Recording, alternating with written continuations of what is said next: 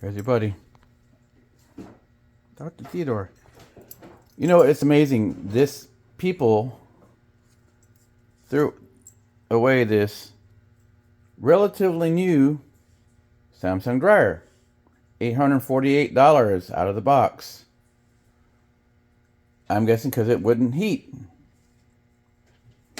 Well, there's nothing wrong with the Element.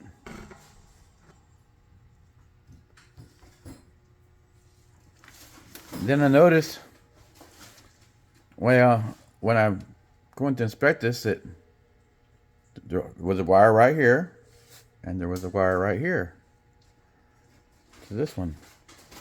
And then I noticed that this plug right here is kind of boogered up. Well, why isn't there a wire from here to here? And this is kind of a broken plug. Well, guess what I found in the dryer?